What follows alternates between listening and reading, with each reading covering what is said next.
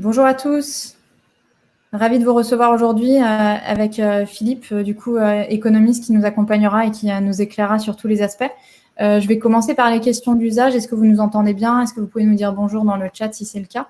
Je vois que vous êtes déjà assez nombreux à vous connecter et que ça, c'est en train de continuer de se connecter. Ok, merci Pascal, Samuel, Alexis. Bon, super. Et ben, si le son est au top, c'est parfait. Rapidement, je rappelle les règles un peu du webinaire. Le webinaire va être enregistré, vous recevrez le replay par email et on va aussi vous envoyer du coup le support, ce qui vous permettra de vous référer et surtout vous référer aussi aux annexes parce que Philippe nous a proposé aussi d'aller un petit peu plus loin avec des graphiques que vous pourrez consulter à tête reposée et plus tard. Également, donc sur la fenêtre chat, on peut échanger si vous voulez nous parler en direct. Le sujet des problèmes techniques peut souvent être résolu en rafraîchissant la page, donc n'hésitez pas à la rafraîchir si vous entendez mal, s'il y a un problème à ce niveau-là. Voilà. Également, c'est Chrome qui fonctionne quand même le mieux comme navigateur. Pour les questions, vous pouvez les poser dans l'onglet questions et également voter pour les questions. On prendra en fonction du volume. On a déjà des questions qui ont été posées dans le formulaire, donc on va toutes les prendre petit à petit, mais on n'aura sans doute pas le temps de toutes les traiter.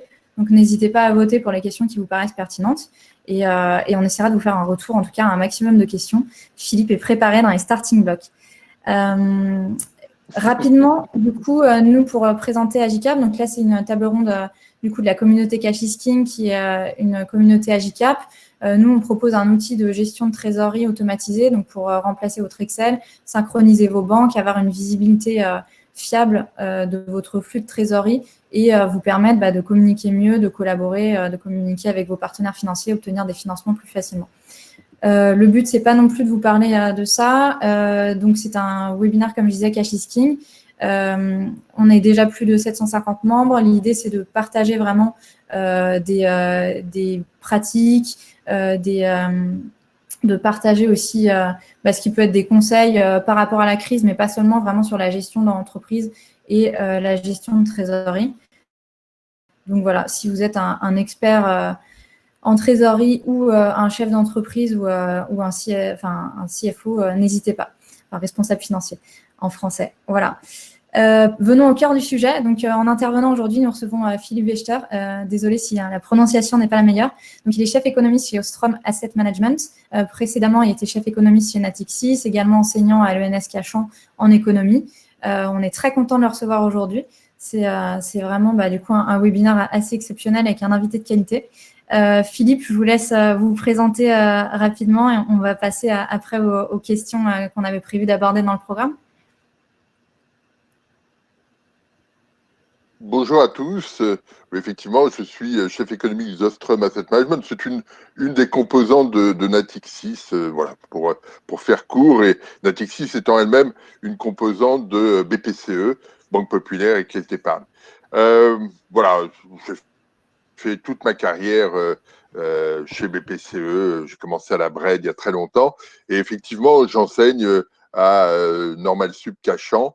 Et j'ai un blog dont vous avez l'adresse sur l'écran que j'essaie de maintenir pour éclairer non pas les économistes, mais tout un tas de gens qui souhaitent avoir de l'information et qui ne sont pas économistes. Et donc, l'objectif est d'être plutôt pédagogique. Voilà, en quelques mots, ce qu'on pouvait évoquer autour de moi. Alors, passons aux questions, aux problématiques qui sont posées. Alors, du coup, le premier point qu'on se proposait de traiter, c'était comprendre un peu la contraction du PIB. Donc, en France, on parle de moins 8 à moins 12% sur cette année. Est-ce que vous pouvez nous en parler un peu plus et nous aider à comprendre quels sont les mécanismes qui ont créé cette contraction qui est partie de la crise sanitaire? Bien sûr. La question initiale, c'est on voit apparaître le virus depuis le début de l'année. Il a été décidé pour que le 17 mars, pour prendre le cas de la France, l'économie entre en confinement. C'est-à-dire qu'on arrête l'économie, on la met sous coma artificiel pour limiter la diffusion et la propagation du virus. D'où toutes les mesures que je n'ai pas à reprendre ici, sur la distanciation sociale, etc., la fermeture des commerces, des restaurants, etc. Tout ça a pour objectif de limiter la diffusion du virus. La contrepartie de cela, c'est que l'économie s'arrête, le commerce s'arrête, la restauration, l'hôtellerie, le tourisme, tout ça ne fonctionne plus. Et l'INSEE a fait un calcul très, très compliqué qui est de dire finalement au milieu du mois de mars, au moment où l'économie entre en confinement, cette économie française tourne à peu près à 65% de ses capacités. Ça veut dire qu'il y a globalement 35% de l'économie française qui est à l'arrêt. Et durant toute la période de confinement, on va rester autour de ce 65%. Hier, dans sa note, l'INSEE indiquait qu'au tout début du mois de mai, on était à 67%, donc il n'y a pas eu de changement. Mais cette mesure est importante parce qu'on a eu au premier trimestre une contraction du PIB de 5,8% en France, ce qui est la contraction la plus forte qu'on ait jamais eue depuis 1949, depuis qu'on a des comptes trimestriels. Et cette contraction est fortement conditionnée par la durée du confinement et par l'ampleur de ces capacités utilisées. Si on peut faire un petit calcul, on arrive, en prenant en compte ces deux paramètres, on arrive très vite à moins 6%. Et de la même façon, au deuxième trimestre, on passera de 11 jours de confinement au premier trimestre à 25 jours de confinement, c'est-à-dire tout le mois d'avril jusqu'au 11 mai, en prenant les jours ouvrés. Et si vous faites ce calcul en indiquant que vous êtes à 65% de vos capacités, vous arrivez sur le deuxième trimestre à une contraction de l'ordre de 20%. Donc, ayez bien en tête ce point-là. Au deuxième trimestre, un peu partout, les chiffres vont être extrêmement violents. L'activité au deuxième trimestre en France, ce sera contracté d'à peu près 20%. On est pour l'instant aux États-Unis à moins 10% sur le deuxième trimestre, mais on va avoir des chiffres un peu similaires. Et après, une fois qu'on sort du confinement, on va revenir vers 100% des capacités. On peut faire un calcul. Alors, si on pouvait voir un graphique, le premier graphique que j'ai mis, attendez, voilà, juste le précédent, voilà, celui-là. Attendez, voilà, celui-ci. Vous avez en pointillé l'économie française en 2019, que j'ai mesuré, que j'ai pris à 100. Vous avez la période de confinement qui est en gris, avec cette chute de l'activité à 65%. Et puis, l'INSEE nous dit hier, au début du mois de mai, on est à 67%. À la fin du mois de mai, on est à 79%. D'où ce profil que j'ai calculé de façon un petit peu hasardeuse d'une certaine manière. Mais après, ce qui nous intéresse, c'est une fois qu'on est là, soit on revient, on a une convergence très rapide vers les capacités à 100%. Si on fait 100% en juillet, ça fera quand même toute cette partie-là qui aura été perdue d'activité. Ça représente à peu près 8 points de PIB. Donc, on aurait une croissance, une activité qui se contracterait de 8% sur l'année 2020. Ou alors, on a une convergence qui arrive à 100 à la fin du mois de décembre. Et là, on aurait une contraction de l'ordre de 12% sur l'année. C'est cet élément-là qu'il faut avoir en tête. Alors, ce qui va différencier les pays, c'est à la fois la durée de confinement, la partie en gris ici, et puis l'ampleur du choc. Si on prend le cas de l'Allemagne, par exemple, le confinement a démarré 7 jours après celui de la France, 4 jours pardon, après celui de la France. Il n'y a eu que 7 jours de confinement au mois de mars. Et la sortie de confinement a commencé plutôt fin avril, début mai, alors qu'en France, on a démarré le 11 mai. Et donc, ça, c'est le premier point. Donc, l'impact est plus réduit. Et les calculs qui ont été faits suggèrent que l'économie tournait non pas à 65%, mais plutôt à 80%. Et donc, quand vous faites le calcul, vous arrivez à moins 2,2% pour le premier trimestre et probablement aux alentours de moins 8, moins 9 au deuxième. voilà, c'est ces aspects-là qu'il faut avoir en tête. Mais clairement, on est dans une situation où la récession a été provoquée pour limiter l'impact du virus et sa propagation dans l'économie, Donc, et dans la société française. en effet, on a une question du coup de Bertrand qui dit est-ce que la crise sanitaire liée à la crise économique ne risque pas d'être plus mortifère que le non-confinement? On revient pas là-dessus. Évidemment, c'était une mesure qui était nécessaire pour des raisons sanitaires, mais ça a quand même eu du coup un impact fort sur nous en économie. Et Philippe, du coup, on comprend bien sur la partie du coup restauration, commerce, etc., qui a été fermée. Est-ce qu'aussi on constate une contraction de la consommation tout court liée à une frilosité un petit peu des messages? Enfin, des Mais messages. il y a deux choses sur l'activité économique. On a tous finalement assez peu consommé dans la période de confinement parce que pour des raisons simples, hein, les restaurants étaient fermés, les boutiques étaient fermées et l'INSEE estime que c'est à peu près la consommation a été aux alentours de 60-65% de ce qu'elle aurait été normalement.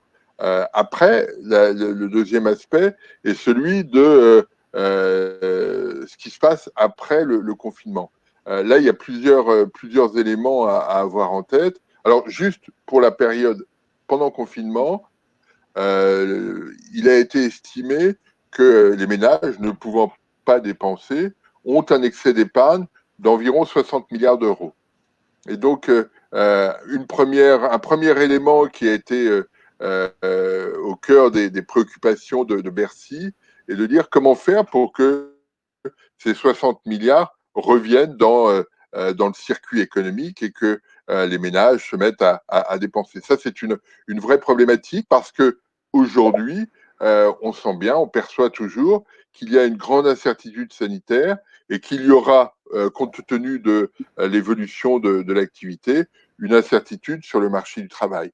Et ces deux facteurs font qu'on aura tous des comportements plutôt prudents. On dépensera un petit peu plus que pendant la période de confinement, mais très certainement, on aura un comportement plus prudent parce que on a une incertitude sur ce qui va se passer au cours des prochains mois et on préfère être prudent dans nos dépenses. On va avoir le même type de comportement du côté des entreprises. C'est-à-dire que quand il y a une forte incertitude du côté de ce qui va se passer à un horizon de 6, 12, 18 mois, eh bien, on constate, et ça marche dans la durée, si je puis dire, que les entreprises investissent un peu moins parce qu'elles ne savent pas ce qui va se passer. Et investir trop tôt, si le marché ne redémarre pas, c'est prendre un risque fort. Et donc, on a cette dynamique qui va être probablement assez modérée dans les mois qui viennent en raison de cela. C'est pour cela que la politique économique doit rester extrêmement active au cours des prochains mois, des prochaines années, pour créer l'impulsion, réduire l'incertitude et faire de telle sorte que l'économie française, l'économie allemande, l'économie européenne retrouve une allure, une trajectoire cohérente. Alors, quelqu'un disait dans une question, mais est-ce qu'on arrivera à 100 en fin d'année? Ça, c'est ce que je mets en bas du graphique. Hein. Ça n'a qu'une valeur heuristique, c'est juste pour présenter les choses. Mais j'ai fait d'autres présentations où on n'arrive pas à 100 à la fin de l'année. Hein. Ça fait partie des choix qu'on fait pour borner les choses. Mais on peut effectivement ne pas atteindre les 100. Ça, c'est un choix que j'ai fait sur le graphique, mais on ne peut pas exclure que effectivement la situation soit plus complexe s'il y avait notamment une deuxième vague de contamination ou je ne sais quoi. À l'inverse, on peut aussi. Donc voilà, c'est. Ouais. La question de Jean-Luc Oui, porte sur le fait qu'on pourrait aussi être à 110 avec un rattrapage et de l'innovation. Donc la consommation pourrait aussi reprendre éventuellement, alors, notamment sur d'autres. sur cette question, là, il y a une vraie problématique à laquelle on doit être attentif. Et là, on va passer à un graphique. Attends, je m'en occupe pour le passage. qui est celui de qu'est-ce qui se passe après. Parce que ça, c'est ça l'élément clé. Sur le graphique ici, j'ai présenté plusieurs courbes. C'est le PIB, hein, c'est le PIB français, celui à partir duquel on mesure la croissance, etc. Donc il y a plusieurs éléments. La première partie à gauche, c'est l'historique jusqu'en 2019, et j'ai prolongé, c'est la courbe en pointillé rouge, j'ai prolongé la tendance. Hein, on est à 1,4% de croissance de 2013 à 2019 en moyenne, et la courbe rouge pointillée est celle qu'on aurait pu avoir s'il n'y avait pas eu de crise sanitaire. J'ai fait ensuite l'hypothèse qu'on avait un choc de moins 8% en 2020. C'est l'hypothèse, j'ai fait ça il y a 2-3 semaines, c'était l'hypothèse qui avait été prise par le gouvernement, c'est toujours celle-ci, donc j'ai pris ça comme référence. Et puis après, je me suis dit, qu'est-ce qui se passe demain? Est-ce que quel va être le comportement de l'économie française?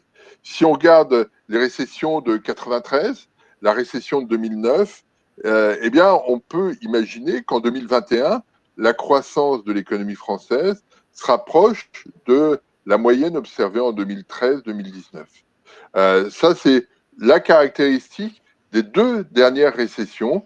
La récession de 2009 avait été importante, hein, 2,8% de contraction de l'activité en France. C'était très fort. Et pour autant, en 2010, la croissance avait été faible. Il n'y avait pas eu de rattrapage. Donc, on était à 1,8%, alors que la moyenne avant 2007 était un peu autour de 2%. Donc, on n'a pas eu de rattrapage, et c'est l'hypothèse que j'ai faite. C'est la courbe bleue qui est ici, et j'ai fait l'hypothèse qu'on était à 1,4% jusqu'en 2030. Ça veut dire que, et c'est ça qui est intéressant, on retrouve, c'est la ligne pointillée grise ici, on retrouve le PIB de 2019, c'est-à-dire le niveau d'activité de 2019, qu'en 2026. C'est très long. Mais on ne peut pas faire l'hypothèse spontanément qu'on ne sera pas sur cette ligne-là. L'autre hypothèse que j'ai faite, c'est j'ai repris les prévisions de la Commission européenne qui considère qu'il va y avoir un rebond significatif en 2021, et vous l'avez ici sur la partie grise, et on retrouve à partir de 2022, hein, on reprend la tendance antérieure et on retrouve le PIB de 2019 en 2022. Voilà, on peut avoir ces deux choix.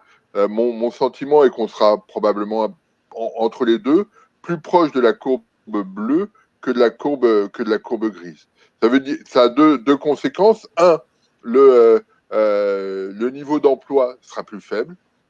Et deux, comme le revenu moyen sera plus faible, le pouvoir d'achat sera plus faible également. Donc on a des effets durables sur l'économie française. Et ce que je dis là sur l'économie française, on peut le dire sur la plupart des économies. Alors, la question qui était posée, c'est de dire, est-ce qu'on ne peut pas avoir un rebond lié à l'innovation, etc. Plusieurs choses. Les rebonds qu'on a observés par le passé étaient très forts dans les années 50, 60, notamment aux États-Unis où on a eu plus de récessions qu'en Europe, et les rebonds étaient absolument significatifs, c'est-à-dire que les rebonds après une récession aux États-Unis jusqu'au début des années 90 permettaient de recaler l'économie sur la trajectoire qui était la sienne auparavant. En France, on avait eu ça, par exemple, après mai 68. Au deuxième trimestre 68, le PIB se contracte de 5,3%, un petit peu moins que ce qui était observé au premier trimestre de cette année, mais on avait eu plus 8% au deuxième trimestre, au troisième trimestre. Ce qui fait que quand on regarde la trajectoire de l'économie française à cette époque-là, il n'y a pas franchement on ne peut pas franchement percevoir qu'il y a eu une crise et un choc très violent sur l'activité en mai 68. Là, on est sur quelque chose de différent. Parce que dans les années 50, parce que dans les années 60, la productivité était très forte. La productivité, c'est quoi? C'est faire de telle sorte que 1 plus 1, ça fait un peu plus que 2. Et ce un peu plus que 2 était très élevé dans les années 50, 60, dans la période des 30 Glorieuses. C'est l'époque où les revenus augmentaient très vite. C'est l'époque où, comment dire, on diminuait le temps de travail, les revenus augmentaient très vite, etc. C'était une période très particulière. Aujourd'hui, la productivité de l'économie française, de l'économie des pays développés en général, est extrêmement faible. Et donc, la capacité de rebond est très limitée. Et donc, il faut être extrêmement attentif sur cette situation. On ne va pas rebondir de façon spectaculaire, même s'il y a de l'innovation, parce que l'innovation, ça prend beaucoup de temps, et c'est pas parce qu'il y aura un ou deux secteurs qui innoveront que l'économie française va s'en trouver profondément modifiée, parce qu'il y a beaucoup de secteurs sur lesquels cette question, ce facteur de l'innovation ne jouera pas. Probablement qu'à moyen terme, l'innovation peut modifier la trajectoire de l'économie française, lui donner une courbe un peu plus élevée, un profil un petit peu plus élevé que ce que j'ai repris sur ce graphique. Mais globalement, ça ne jouera pas à un horizon de 6, 12 ou 18 mois. Okay. Mais c'est les deux éléments qu'on doit avoir sur 2020 et sur ce qui se passe après. Et quand on regarde les profils de sortie de récession aux États-Unis, en Angleterre, en Allemagne, en 93, en Espagne, en Italie, c'est pas différent de la France. C'est-à-dire qu'on n'a pas de rebond très fort. L'Allemagne avait eu un rebond en 2010 pour une raison très spécifique, qui était que l'Allemagne était branchée directement sur l'économie chinoise. Et donc, quand l'économie chinoise est repartie, l'Allemagne est repartie très vite. Aujourd'hui, l'économie chinoise n'a pas du tout la même configuration. Le taux de chômage en Chine est très élevé. L'économie, la dynamique interne de la consommation et de l'investissement est médiocre. La production industrielle a un peu repris, mais la consommation et l'investissement sont médiocres. Et donc, on n'a pas cet effet d'impulsion. Et cet aspect-là est important parce que historiquement, l'économie européenne a eu tendance à aller bien quand le monde allait bien. C'est-à-dire qu'on bénéficiait des impulsions américaines pendant très longtemps. L'économie américaine était capable de repartir très vite et de tirer l'économie des pays développés très, très rapidement. L'Europe en a bénéficié.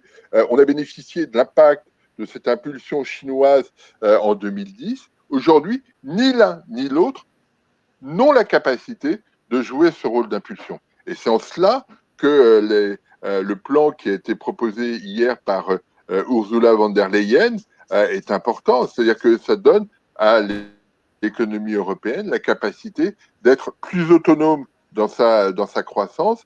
Et ça va être important dans un monde qui n'est plus du tout coopératif. Et ça, il faut bien l'avoir en tête. En 2008, 2009, après le choc Lehman, le monde était très coopératif. Tout le monde a joué le même jeu. Les Chinois, les Brésiliens, les Américains, les Européens, tout le monde a joué le jeu de allons-y tous ensemble et de façon coordonnée, coopérative. Et ça a plutôt bien fonctionné. On n'est plus du tout dans cette configuration. Les Américains et les Chinois ne veulent plus jouer le même jeu. Les Européens sont un peu perdus entre les deux.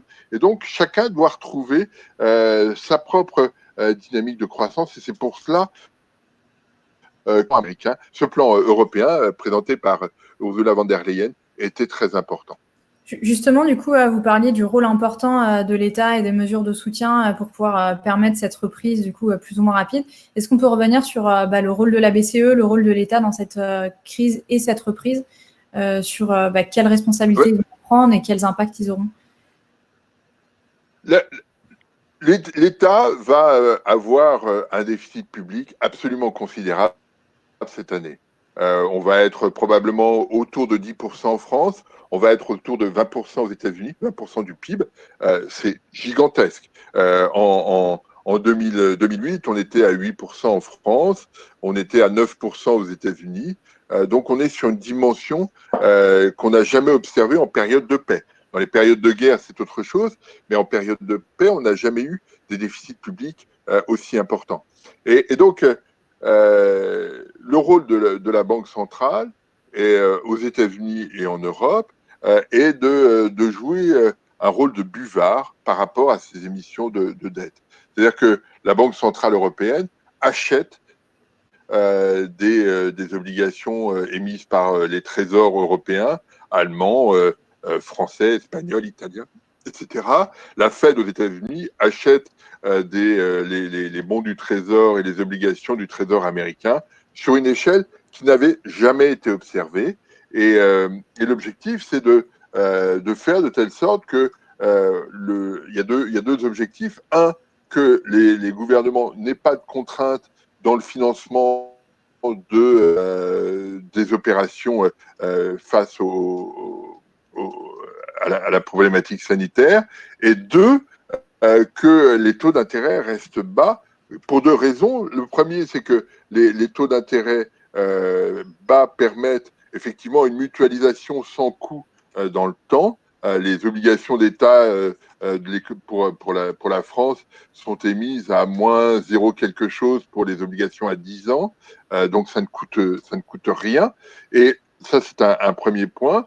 Et le deuxième point est de faire de telle sorte que les taux d'intérêt restant bas, il n'y ait pas de choc majeur sur les entreprises en sortie de confinement. Imaginez chacun d'entre vous que les taux d'intérêt soient remontés à 5% à la sortie du confinement. Ça serait un bain de sang pour tout le monde. Donc, le rôle des banques centrales est de faire de telle sorte que les taux d'intérêt soient le plus bas possible pour que les conditions financières soient les plus accommodantes possibles. Et je rajouterais que les banques centrales ont toute une série de programmes en Europe ou aux États-Unis ou ailleurs dans le monde pour limiter les risques financiers de toutes les entreprises. Il y a toute une série de programmes qui ont été mis en œuvre aux États-Unis pour aider les PME. Il y a en Europe des programmes soit d'achat d'actifs pour sur les titres des grandes entreprises, soit des moyens considérables qui sont donnés aux banques pour qu'elles puissent prêter aux entreprises à des coûts les plus bas possibles. Hein. Les banques qui empruntent dans ce programme-là auprès de la BCE empruntent à moins 1%. Donc, elles sont dans une situation plutôt favorable. L'objectif, c'est de compléter le dispositif des États, faire de telle sorte qu'il n'y ait pas de discontinuité entre les programmes mis en place par les gouvernements, toutes les mesures qu'on a pu évoquer, et puis les conditions financières. Alors, la limite à cela, c'est la durée. C'est-à-dire que aujourd'hui, tout le monde fait l'hypothèse, et tout le monde a envie de faire l'hypothèse, que la situation demain sera relativement solide. On aura une sorte de retour à la normale dans tous les pays occidentaux. Et donc, on comprend bien dans ce cadre-là que les mesures prises soient vraiment utiles pour passer ce cap difficile de la pandémie. Et on est toujours dans cette logique. Le risque, c'est d'avoir une situation où une partie de la population finisse par se dire ben non, toutes les mesures qui sont prises ne sont pas efficaces, l'État a des déficits publics considérables, la Banque centrale les monétise de façon excessive, et de toute façon, cela ne servira à rien, l'économie va s'effondrer demain. Cette logique-là, on n'y est pas. C'est la logique qu'on avait en 1923 en Allemagne au moment de l'hyperinflation. Et c'est un des points sur lesquels les banquiers centraux sont absolument attentifs. C'est-à-dire qu'il faut que les programmes soient très violents au moment où c'est nécessaire, mais que ces programmes ne s'inscrivent pas dans la durée. Et c'est pour ça qu'il faut mettre tout le paquet, si je puis dire, aujourd'hui, pour que l'économie retrouve une allure plus normale assez rapidement et ne se retrouve pas dans une situation où les anticipations changeraient durablement et seraient pénalisantes pour l'économie demain et après-demain. À ce niveau-là, on avait 2 types de questions. La première, c'était est-ce qu'on a un risque d'inflation? Et la deuxième, c'était du coup, toutes ces mesures, notamment avec le prêt garanti par l'État, donc comme on disait, un prêt qui est quand même très préférentiel pour les entreprises pour justement pouvoir passer ce cap-là. Ça crée beaucoup d'endettement auprès des entreprises. On sait qu'il va y avoir forcément des faillites et d'autres qui vont passer le cap justement parce que la consommation va pouvoir reprendre petit à petit. Comment on peut gérer cet endettement côté entreprise et est-ce qu'il y a ce risque d'inflation par ailleurs? Alors, sur l'inflation, il y a deux choses. Pour l'instant, on regarde l'inflation baisser. Ce matin, il y avait l'inflation espagnole à moins 0,9%, donc on n'est pas dans quelque chose de dramatique. La raison principale, c'est que le prix du pétrole est très bas. On est sur un prix du pétrole aux alentours de $30. Je n'ai pas regardé ces 2-3 derniers jours, mais on n'est pas sur des prix excessifs. Donc ça, c'est un facteur favorable. On était à 60 $, de mémoire en moyenne l'année dernière, donc il y a un effet positif. L'autre aspect, c'est que la dynamique des prix à l'échelle macroéconomique est fortement conditionnée par l'évolution des salaires. Et on est dans une situation où on ne peut pas faire l'hypothèse que les salaires puissent augmenter très, très rapidement au cours des prochains mois, compte tenu de ce qu'on observe sur ce que j'évoquais sur le marché du travail. Donc cette situation de risque inflationniste est assez limitée, sauf si effectivement les comportements se mettaient à être, les anticipations se mettaient à être différentes de celles que j'évoquais, comme je l'évoquais il y a un instant, qu'on se mette tous à acheter tout un tas de produits, de créer des situations de rareté et donc des effets qui se traduiraient par des prix beaucoup plus élevés. On n'est pas dans cette situation-là, mais il faut avoir ces éléments-là en tête. La Banque Centrale Européenne a publié il y a 2 jours, 3 jours, un petit papier là-dessus sur les comportements, les évolutions des dépôts à vue dans les banques. Et on s'aperçoit que les dépôts à vue ont augmenté partout dans les banques de façon importante. Et c'est normal, hein, on ne sait pas quoi faire de notre argent. Le livret A est au maximum. Et ce qui était intéressant dans cette étude, c'est qu'en Allemagne, les dépôts à vue ont baissé de façon très significative. En fait, les Allemands ont retiré du cash de façon très, très importante ces dernières semaines.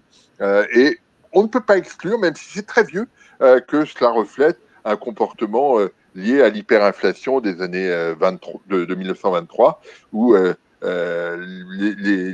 les actifs bancaires ne valaient plus rien. Sur la question de l'endettement des entreprises, je pense que là, il y a une vraie question à laquelle on va devoir s'atteler.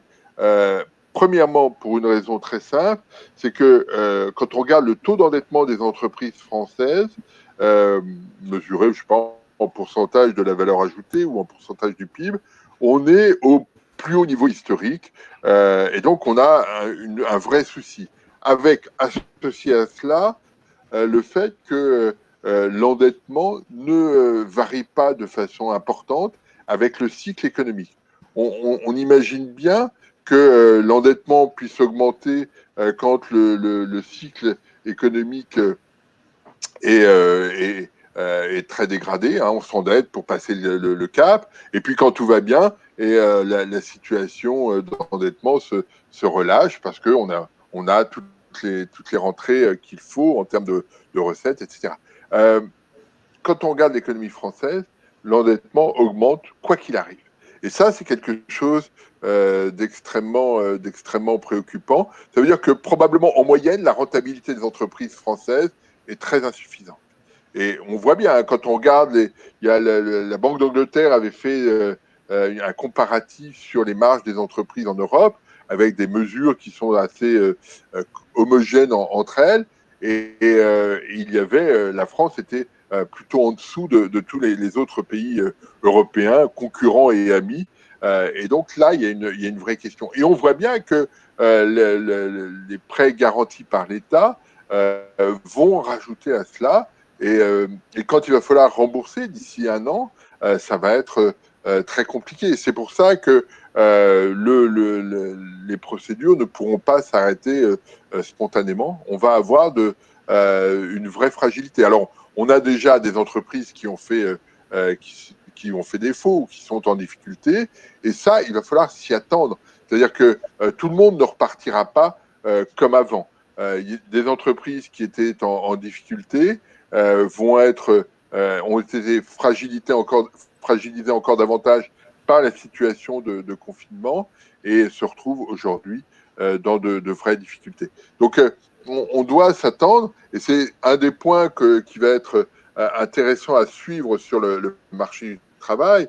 Vous avez 12,8 millions de personnes qui sont en demande de chômage partiel.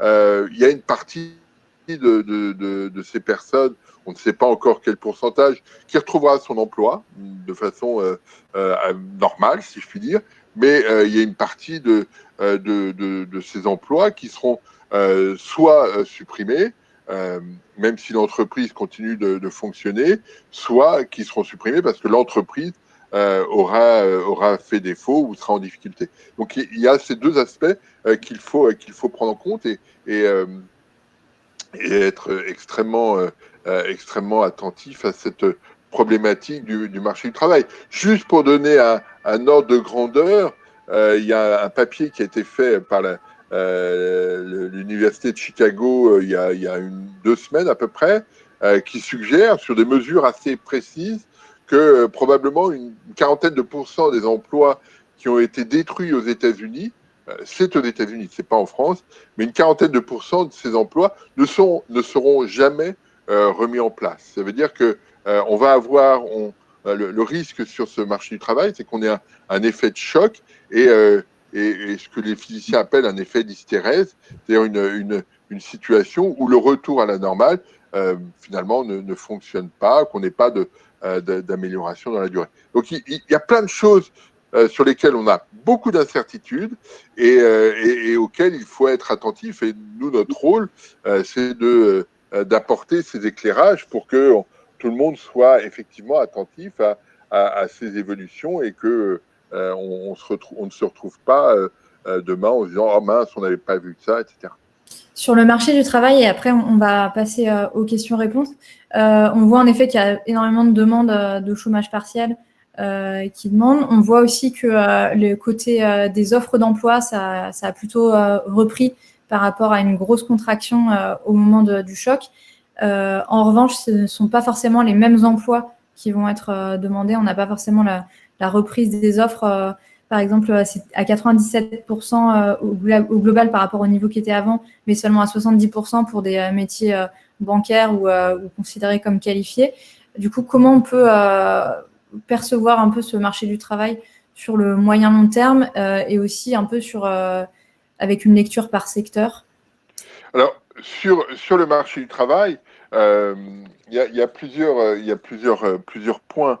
Le premier est que quand on regarde aujourd'hui le marché du travail, il y a à peu près 25% de gens qui sont en télétravail, qui sont en moyenne des gens plutôt qualifiés et plutôt bien payés. C'est à peu près ce que nous disent les statistiques dont on peut disposer, et pour lesquels finalement le risque sur l'activité et sur l'emploi est assez réduit. Il y a une bonne partie de gens qui travaillent, des soignants aux caissiers de supermarchés, qui eux vont conserver leur emploi. Il y a toute cette partie de chômage partiel qui est très importante et qui aura l'allure que j'évoquais, c'est-à-dire une situation où une partie retrouvera son travail et pas forcément tout le monde. Et puis, il y a les gens qui arrivent sur le marché du travail et pour lesquels la situation est compliquée. Quand on regarde les chiffres de la sécurité sociale, il y a eu au mois d'avril à peu près 192 000 embauches à plus d'un mois, que ce soit des CDD ou des CDI. 192 000, c'est beaucoup, c'est pas beaucoup. Au mois de février, c'était 730 000. Donc il y a eu une chute très forte. des embauches des entreprises, qui se conçoit tout à fait. Mais ça veut dire que dans le même temps, il y a tout un tas de gens qui arrivent sur le marché du travail et cette situation fait que dans la reprise demain de l'emploi, les gens qui sont en chômage partiel aujourd'hui auront probablement la priorité sur ceux qui arrivent sur le marché du travail. Et donc, on va avoir une situation un petit peu plus complexe que ce qu'on avait observé ces derniers mois sur le marché du travail, avec une conséquence non négligeable qui est que comme le marché du travail sera un petit peu plus tendu, on retrouve ce que les économistes appellent un marché d'insider-outsider, c'est-à-dire ceux qui ont un emploi font tout pour le conserver au détriment de ceux qui arrivent sur le marché qui ne pourront pas rentrer sur ce marché. Donc, on va avoir des choses qui vont être un peu différentes de ce qu'on a observé ces derniers temps, parce que depuis 2017, ce qu'on observait sur le marché du travail, c'est une plus grande réactivité de celui-ci. Quand l'activité redémarrait, on a eu le sentiment, à la lecture des chiffres et des allures, que l'emploi redémarrait un petit peu plus vite que par le passé. Et ça risque d'être pénalisé. Alors, associé à cela, il faut, et ça va être ça doit être un objectif fort de tout le monde, que ce soit de l'État, des entreprises ou à titre personnel. Il va falloir continuer de se former de façon très importante pour que l'employabilité de tous ne soit pas perdue, que ceux qui arrivent sur le marché du travail et ne trouvent pas de job immédiatement ne perdent pas cette employabilité, même si leur expérience est très récente, hein, ceux qui sortent d'université, etc., ou d'école.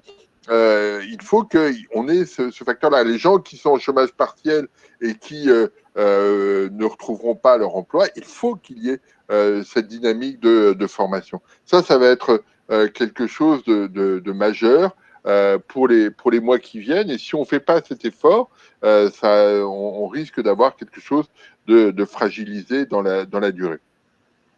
Sur les secteurs, on ne voit pas encore, j'en discutais juste avant avec Justine, on ne voit pas encore dans les données hebdomadaires qui sont publiées par le ministère du Travail de changement, d'inversion de tendance sur les heures, les demandes d'heures travaillées associées au chômage partiel par secteur. On ne voit pas vraiment, franchement, de rupture. Donc là-dessus, on va voir dans la durée, mais ce qu'on observe, c'est que probablement que la situation va être très différente. Ce qu'on observe historiquement, c'est que la structure des secteurs après une récession est généralement très différente de celle d'avant la récession. En d'autres termes, pour être un petit peu plus clair, les secteurs qui marchent bien et qui gagnent dont l'activité s'améliore et progresse rapidement en sortie de récession sont rarement les secteurs qui avaient le vent en poupe avant la récession. Donc, il va falloir être attentif à ces questions. Et on voit bien si vous êtes attentif au marché boursier, qu'il y a un biais ici qui est intéressant. Les investisseurs sur les marchés boursiers se disent finalement, j'ai intérêt aujourd'hui à jouer les entreprises techno parce que demain, on fera probablement beaucoup plus de télétravail. Il faut que j'investisse dans l'entreprise qui demain va favoriser ce télétravail, va favoriser toutes les réunions via un écran, alors de façon qui sera probablement dans 2, 3, 4, 5 ans beaucoup plus sophistiquée que ce qu'on voit aujourd'hui. Et donc, on va avoir ce biais-là et les gouvernements ont tous tendance à favoriser ces secteurs technologiques. La vraie difficulté, ça va être celle qu'on appelait à la fin des années 90 la vieille économie, l'économie du commerce, l'économie de la restauration, l'économie du tourisme, comment on va gérer cette situation, et on risque d'avoir des allures très différentes selon les secteurs, parce que certains vont effectivement être favorisés par la configuration macroéconomique qui se dessine. On va tous être beaucoup plus efficaces par le télétravail qu'on ne l'était, et on va être probablement tous y avoir recours beaucoup plus qu'avant. Hein. Il y a des entreprises américaines qui ont vendu leurs sièges sociaux et mis tout le monde en télétravail. Je ne suis pas sûr qu'il soit nécessaire d'aller à cet extrême-là, mais on sera tous, nous, on s'interrogeait, est-ce qu'on passe de 1 jour par semaine à 2 jours par semaine? La question a été tranchée avec la pandémie. On aura beaucoup plus de flexibilité sur ces questions. Donc, toute la technologie qui est associée va être favorisée. Mais il y a plein d'autres secteurs sur lesquels la question va être plus complexe. Hein. Si on regarde la restauration, comment faire? Si on regarde le cinéma, comment faire? Si on regarde l'événementiel, comment faire? Il y a toute une situation qui va être complexe à gérer. Et on voit bien que le gouvernement moi, je fais partie des économistes qui discutent avec le maire assez régulièrement sur ces points-là. On voit bien qu'il y a une volonté d'être assez précis sur les secteurs à cibler pour que ces secteurs-là ne soient pas mis en péril. Il y a eu un plan automobile. Alors, après, on pourra discuter du plan automobile, mais il y a toute une série de plans qui vont être mis en œuvre parce qu'il y a plein de fragilités qui sont révélées par cette crise et qu'on n'imaginait pas auparavant. Donc là, il y a un spectre d'interrogations qui s'ouvre, qui est beaucoup plus large que ce qu'on avait anticipé. Alors, on va passer aux questions. Maintenant, il y a Maxime qui parle du coup d'un scénario basé sur la décroissance dû à la prise de conscience écologiste et à une tendance à la déconsommation. Ça, a priori, c'est quelque chose qu'on n'a pas vu jusque-là ou dans les crises précédentes. Il y a une prise de conscience qui est quand même de plus en plus forte. Est-ce que, d'un point de vue économique, vous pensez à ce choc-là et à cette possibilité d'aller plutôt vers de la déconsommation liée à ces préoccupations et liée aussi au fait qu'on a bien vu pendant cette période de confinement qu'on pouvait consommer moins qu'on pouvait consommer moins et que ça se passait plutôt bien. Alors, je ne sais pas si on peut dire ça, mais en tout cas, qu'on pouvait consommer moins. C'est une question extrêmement compliquée. Pour plusieurs raisons. La première, c'est que avoir moins de croissance, c'est accepter tous, en France ou ailleurs, hein, peu importe le pays, que nos revenus baissent.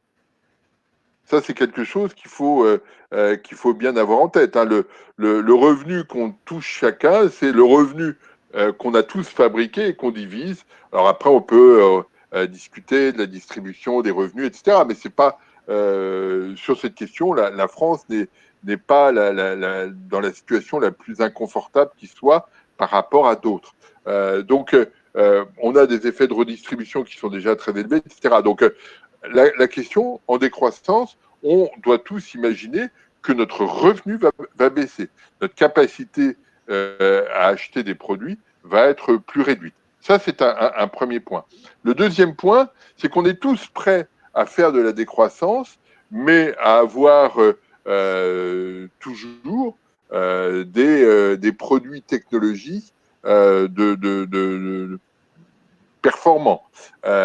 Mais qui va les fabriquer? Comment les choses vont se mettre en place et à quel prix? Donc là, il y a un premier élément. L'autre élément, c'est que il y a plein de pays dans le monde qui ne tablent pas sur la décroissance, qui veulent conquérir le monde. Je pense à la Chine particulièrement. Sont des pays qui, si on n'est pas suffisamment robuste, prendront des parts de marché en Europe, en France en particulier, très importantes. Et donc, on aura un risque de dépendance beaucoup plus important. Donc, moi, je suis très, très mal à l'aise avec cette question de la décroissance. D'abord parce que ce sont des situations qui, historiquement, qu'on a connues, hein, la petite glaciation, l'ère de la petite glaciation au Moyen-Âge est une phase de baisse de l'activité pour des raisons techniques, si je puis dire, et ça s'est très mal passé. C'est-à-dire qu'il y a eu beaucoup de situations de révolte, de chasse aux sorcières, etc. Enfin, on a eu une période un peu assez instable et donc je ne suis pas sûr que ce soit souhaitable. Après, il y a l'autre question qui est de dire est-ce que cette période ne doit pas nous faire imaginer qu'on puisse réfléchir un peu autrement sur l'environnement. Est-ce que quand on est à Paris, moi je suis à Paris, il y avait moins de bruit, il y avait moins de pollution. Est-ce que on ne doit pas, dans ce cadre-là, prendre l'option d'accepter et de faire des sacrifices pour que la croissance soit plus soutenable à moyen terme en termes de pollution, en termes de ressources utilisées, etc. Là, c'est une autre question. Et moi, mon espoir, c'est que justement cette période nous permette d'imaginer que demain, il va falloir faire autrement et pas simplement être dépendant du pétrole comme on l'a été depuis 150 ans. Donc là, il y a une vraie question à avoir et qui passe, à mon avis, plus par une réflexion sur l'avenir qu'on veut se construire, plutôt que sur la décroissance, parce que j'ai du mal à imaginer ce que c'est que la décroissance. La décroissance, ça veut dire moins de moyens pour les services publics, par exemple. Ça veut dire moins de moyens pour l'hôpital. Ça veut dire moins de moyens pour l'école. Est-ce qu'on peut rentrer dans cette logique-là? Je suis pas sûr que ce soit très très efficace et c'est pas simplement de dire on a été trop loin. Oui, on a été trop loin, mais comment on fait pour inverser la tendance sans que notre situation, celle de nos enfants ou de nos petits-enfants, soit durablement dégradée? C'est ça le challenge. La vraie problématique à laquelle on est confronté et qui est celle du climat est une problématique qu'on ne résoudra pas tout seul. Et on voit bien qu'à l'échelle internationale, chacun tire la couverture à lui. Et c'est peut-être ça l'objectif qu'on doit avoir, c'est que globalement, on puisse résoudre cette question à l'échelle globale. C'était l'objectif de l'accord de Paris, mais on voit que personne ne le respecte. Même les pays les plus vertueux, hein, la France ne le respecte pas plus que les autres, puisque une partie des émissions carbonées qu'on a pu avoir ont été transférées en Asie notamment, où la production effectivement s'opère là-bas et arrive en France. Elle n'est plus carbonée. Enfin, la France n'émet pas de carbone pour cette production. Cette production a lieu en Asie. Donc, c'est pas une solution. Et donc, voilà, il y a espérons que cette crise et cette baisse de pollution ait eu un effet bénéfique pour tous et qu'on ait tous pris conscience que on devait probablement changer de façon de faire, d'avoir des priorités qui seront différentes, des priorités sur l'énergie qui seront différentes de celles qu'on a eues jusqu'à présent. Et c'est ça l'enjeu majeur. Là, du coup, pour continuer sur cette lancée-là aussi, Reynald soulignait qu'il y avait forcément un impact fort sur une baisse probablement durable des déplacements professionnels. Les compagnies aériennes, les secteurs pétroliers, hôtellerie, etc. vont être fortement impactés, notamment si on a de plus en plus de télétravail aussi. Et du coup, ça va embarquer dans le sillage une réduction d'activité aussi des fournisseurs, sous-traitants niveau 1, niveau 2. Est-ce que là-dessus, Du coup, on prévoit un impact fort lié à ça et qui pourrait être lié à des préoccupations écologiques aussi, mais en tout cas une grosse baisse de ces secteurs et qui va affecter toute la chaîne. Ah ben, il y a une vraie question qui est posée, hein. On voit bien que les compagnies aériennes sont toutes en difficulté, hein. Air France, Lufthansa en Allemagne, etc. Aux États-Unis, il y en a pas mal aussi. Donc tout le monde est en difficulté. Et donc là, il y a des choix qui vont être faits. D'abord parce qu'à court terme, on voit bien qu'on ne peut pas se déplacer. Moi, je devais me rendre à Singapour au mois d'octobre, eh ben, je resterai à Paris. Donc il y a des choix qui sont faits, des contraintes qui sont intégrées, et effectivement on essaye de faire autrement. Et donc et c'est pour cela que la dynamique sectorielle va être dans la durée fortement impactée par cette crise, parce que il y a toute une série d'activités liées au déplacement d'une manière générale qui va devoir changer. On voit bien pour des pays comme la France, comme l'Italie, comme l'Espagne, sans parler de recettes professionnelles, mais le tourisme, c'est aux alentours de 10% du PIB.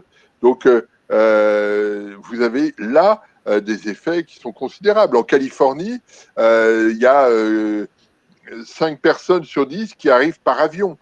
Donc il y a forcément des impacts qui vont être très forts, et sur lesquels il faut aujourd'hui réfléchir. Et en cela, le monde de demain sera probablement très différent du monde d'hier. J'ai du mal à imaginer que dès que la pandémie sera considérée comme close, hein, si ça arrive, qu'on se remette tous effectivement à prendre l'avion, etc. On avait tous déjà des contraintes très fortes là-dessus, hein. Je ne sais pas quelle est la situation de chacun des personnes autour de l'écran, mais les déplacements en avion étaient impossibles quasiment en France, etc. Donc ce phénomène-là va être accentué, et là on crée quelque chose d'assez nouveau. Là-dessus, justement, il y a pas mal de réactions sur le chat par rapport à cette question de décroissance, de ralentissement un petit peu. En effet, Isabelle dit qu'on peut parler de sobriété, être rentable, manger moins de viande, mais de plus grande qualité, acheter au prix juste pour le producteur, et du coup que là on est plutôt sur la bonne voie à ce niveau-là. C'est vrai que les changements des consommateurs, les comportements des consommateurs changent un peu. On a vu en effet que c'était tout à fait possible d'acheter moins de vêtements, d'être moins dans la consommation en boucle comme ça. Ça ne veut pas dire en effet qu'il n'y aura pas forcément de croissance potentiellement, mais c'est une croissance qui peut être différente, qui est plus éthique, plus écologique, et qui, comme dit Isabelle, peut aussi être au prix juste pour le producteur, et du coup apporter un peu de mieux pour tout le monde. En tout cas, on peut l'espérer. Il y a pas mal de juste sur ce point quand même, la question du prix juste pour le producteur, c'était quelque chose qui était évoqué en 1958 ou 59 dans le rapport EF Armand sur l'économie française. Donc c'est une question qui est récurrente, et qui est plus complexe que celle qu'on voit. Je vois quelqu'un qui dit c'est trop disruptif de parler de décroissance et d'envisager pour un économiste. Non, c'est très compliqué la décroissance. Moi, je pense qu'il faut prendre conscience que on aura la décroissance, ça veut dire moins de revenus pour tout le monde. Ça veut dire moins de capacité à entretenir les routes, à entretenir les hôpitaux, les écoles. Alors, on peut peut-être trouver ça bien. Je ne suis pas sûr que ce soit dans une société qui vieillit très rapidement, qu'on mette moins de moyens sur l'hôpital. On a vu pendant la période que c'était complexe, mais une période de décroissance se traduira aussi par cette situation. Donc, c'est beaucoup plus complexe que de dire oui, ce serait bien de moins, je ne sais pas. Donc, c'est pas une question d'économiste, c'est comment on envisage cette situation au-delà des mots. Les mots sont toujours simples à évoquer, mais la situation est généralement beaucoup plus complexe. Et juste sur un point, on a effectivement tous moins acheté de vêtements pendant 2 mois, on n'a pas été au restaurant, on n'a pas eu de soucis autour de ça. Est-ce que ça s'inscrit dans la durée? Ça va être une vraie question. Quand vous regardez, je ne sais pas, moi je ne vois que ce que je vois à Paris, quand je vois la façon dont les gens se réunissent, etc., je ne suis pas sûr qu'on soit forcément dans quelque chose d'aussi sobre que ce que certains évoquent autour de ce chat. Il y a aussi eu beaucoup de préoccupations sur comment on va financer tout ça, notamment les aides de l'État, etc. Et aussi sur la compétitivité. La compétitivité française, est-ce que c'est lié justement au coût du travail et aux différentes charges? Donc ça, c'est le premier volet. Et le deuxième volet, pour la partie un peu sur le financement, c'est est-ce que ça va être financé justement par les particuliers qui ont épargné, comme on le disait. Est-ce que du coup, on peut attendre soit des impôts exceptionnels ou autres qui permettraient de financer un petit peu toutes les mesures qui ont dû être mises en place pour soutenir cette économie? Bruno Le Maire s'est engagé à ce qu'il n'y ait pas d'augmentation d'impôts, dont acte. On verra ce qu'il en sera par la suite. On aurait pu imaginer, par exemple, un grand emprunt pour éponger l'épargne des ménages. C'est ce qu'on peut préconiser parce que on réalloue les ressources au moment du choc sanitaire et on aurait pu imaginer un grand emprunt à 2-3 ans ou je ne sais quoi. Ça n'a pas été fait pour assécher l'épargne en excès. Donc là-dessus, on va voir. Il y aura probablement. Moi, ce que je crains sur ces points-là, c'est que d'ici 2-3 ans, on n'ait pas retrouvé un équilibre budgétaire satisfaisant au regard des critères habituels et que, comme en 2011, il y a un certain nombre de pays qui nous disent les déficits publics sont trop importants, il faut les réduire très vite. En 2011, Angela Merkel avait impulsé ce mouvement qui s'était traduit par 6 trimestres de récession en Europe, ce qui n'était jamais vu, avec des situations dramatiques en Italie, en Espagne, au Portugal. Ma crainte, elle est là. Elle n'est pas immédiate, mais elle est à un horizon de 2-3 ans, parce qu'on ne va pas retrouver spontanément les équilibres que certains souhaitent sur le plan budgétaire. Après, sur les coûts, sur la compétitivité, on est dans une situation où on a des coûts qui sont élevés, des coûts de fonctionnement de l'économie qui sont élevés. Quand on fait un parallèle, moi, il y a un parallèle que je trouve intéressant entre l'Allemagne et la France. En Allemagne, les entreprises produisent localement, en Allemagne ou dans les pays limitrophes de l'Allemagne, et exportent leurs biens ailleurs, en Chine, aux États-Unis ou ailleurs. En France, on a plutôt tendance à investir dans le pays dans lequel on a un marché qui se développe pour produire localement. Et cette dynamique-là est liée en grande partie aux coûts pécuniaires et non pécuniaires associés au fonctionnement de l'économie française. C'est pour ça que dans les discussions qu'il peut y avoir sur le retour, la relocalisation en France d'un certain nombre d'activités, j'ai du mal à y croire parce que le coût de fonctionnement de l'économie française est très élevé et je pense que là-dessus, il y a probablement des choix à faire pour que on ne soit pas un peu à la traîne sur ces questions et qu'on retrouve de la compétitivité. On a beaucoup parlé au niveau national de chaque pays. Est-ce qu'on peut rapidement dire un mot, et ce sera peut-être notre dernier, enfin la dernière question, mais un mot sur le commerce international justement. Est-ce qu'on voit vraiment une contraction du commerce international? Est-ce qu'on pense que ça va être une tendance de long terme au-delà de la relocalisation, mais aussi d'essayer de... On a parlé de ces activités essentielles qu'il fallait relancer un peu en national. Au-delà de ça, est-ce que vraiment ça pourrait être une tendance de fond Alors, plusieurs choses. Premier élément qu'on doit quand même avoir en tête, depuis la sortie de la Seconde Guerre mondiale, le commerce mondial a progressé 2 fois plus vite que le PIB mondial. C'est-à-dire que ça a toujours été un effet d'attracteur vers le haut extrêmement important. La rupture se fait après 2008, où là, le commerce mondial progresse nettement moins vite.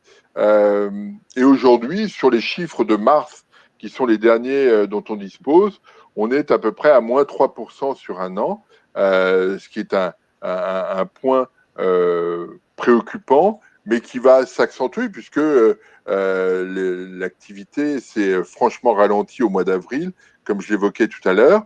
Et donc, quand on regarde tous les indicateurs qu'on peut avoir sur les commandes à l'exportation, sur les délais de livraison, fournisseurs, etc., tout ça est très dégradé. Et donc, probablement que le commerce mondial va se contracter de façon très importante. Et d'une façon très différente de celle qu'on avait en 2008. En 2008, le commerce mondial s'était contracté très violemment parce que les entreprises n'arrivaient plus à avoir de financement pour financer leurs échanges. Là, on n'est pas dans cette situation-là. On a une économie qui s'arrête un peu partout et des dysfonctionnements d'une région à l'autre. Et alors après, je pense que y a un point auquel on doit être attentif. Le commerce mondial restera un élément clé de l'activité globale. On ne peut pas faire l'hypothèse que en France ou en Europe, on soit capable de fabriquer tout ce dont on a besoin. Je pense que ce serait totalement illusoire d'imaginer ce phénomène. On a besoin de produits qui viennent d'un peu partout. Et la question de la relocalisation est une question éternelle. Si en 1980, il y a un économiste français qui travaillait au ministère de l'Industrie, qui s'appelle Christian Stophaez, qui avait écrit La grande menace industrielle, qui disait il faut surtout être très attentif au secteur stratégique et il faut absolument les garder ou les relocaliser en France si cela est nécessaire. C'était en 1980. La question se repose éternellement parce que, pour une raison très simple, c'est qu'aujourd'hui, c'est une préoccupation de tous parce qu'on s'est rendu compte qu'on n'était pas capable de fabriquer 1 milliard de masques en l'espace de 15 jours. Mais cette problématique-là, peut-être ne se reposera pas avant 20 ans. J'en sais rien. Et donc, la question là-dessus, c'est qu'est-ce qu'on doit relocaliser? Là, il y a une vraie question. Quelles incitations on doit faire pour relocaliser en France, par exemple? Si les entreprises ont plutôt investi, je ne sais pas où, au Vietnam, en Malaisie ou ailleurs, pour fabriquer localement, pour répondre au marché local, qu'est-ce qui va les inciter à revenir s'installer en France et produire en France? Et là-dessus, on n'a pas de réponse. On peut toujours mettre des incitations fiscales, mais tous les clusters qui ont été fabriqués, qui ont été mis en place dans des régions pour pour développer localement les choses, globalement, ça n'a pas très bien marché. Donc, comment on fait? Qu'est-ce qui ferait qu'une entreprise viendrait s'installer en France plutôt qu'en Italie, qu'en Allemagne? Je ne sais pas. Donc, le risque sur la relocalisation, c'est que on fasse un peu comme en 2008. On apporte des contraintes, on change les choses pour répondre à la crise qui vient de se passer, alors qu'on sait très bien que la prochaine crise ne sera pas celle qui vient de se passer. Et donc, je pense que là-dessus, il faut être attentif à cela. L'autre point, c'est que si on veut relocaliser en France, ça va demander des moyens considérables. Est-ce que si on fait l'hypothèse que la prochaine crise sera très différente, est-ce que ça vaut le coup de mettre des moyens considérables sur je sais pas, d'être capable de fabriquer 1 milliard de masques en 15 jours, ou est-ce que il n'est pas souhaitable de mettre des moyens sur d'autres secteurs qui nous donnent le sentiment d'être aujourd'hui ceux qui seront porteurs demain. Donc la question n'est pas aussi directe que cela. Elle est extrêmement complexe. Et l'autre point aussi, c'est que les entreprises n'ont pas comme vertu d'être un régulateur social. C'est-à-dire que on voit bien qu'à l'échelle d'une économie, d'une société, d'un pays, il serait souhaitable d'avoir tel ou tel type de biens, de disposer de tel ou tel type de biens. Mais on ne peut pas demander aux entreprises de venir fabriquer ces biens en France si, associé à cela, il n'y a pas de rentabilité. Donc, c'est un peu plus complexe qu'on a besoin de masques aujourd'hui. Et sachant que la crise telle qu'on l'a vécue est une crise extrêmement complexe. C'est-à-dire que on avait besoin, je crois que c'est de 5 millions de masques par an en France. On avait des contrats qui permettaient de les avoir. D'un seul coup, partout dans le monde, il fallait 1 milliard de masques par pays. Personne n'était capable de répondre à cela. On a créé une disruption très, très importante. Est-ce qu'il est nécessaire que chacun, en Allemagne, en France, en Angleterre, aux États-Unis, au Brésil, en Chine, on se mette à fabriquer tous des masques pour faire face? Pas sûr. Super, super intéressant. Merci beaucoup. Je pense que tout le monde a apprécié la qualité des échanges. Malheureusement, on avait encore des questions auxquelles on n'aura pas le temps de répondre. Éventuellement, on vous proposera de revenir, Philippe, si les participants sont intéressés. N'hésitez pas à le dire en commentaire, du coup, si vous seriez intéressé par une autre session avec Philippe. Pour continuer un petit peu les discussions, parce que je vois que ça a suscité pas mal de discussions intéressantes, n'hésitez pas à rejoindre Cashisking.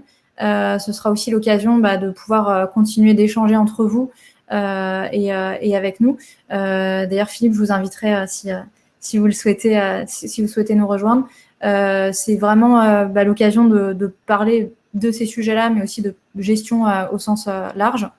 Et voilà, vous aurez du coup tout le contenu qui sera envoyé par email et également du coup avec l'adresse du blog de Philippe si vous voulez suivre au plus près et quotidiennement l'actualité avec une lecture de cette actualité.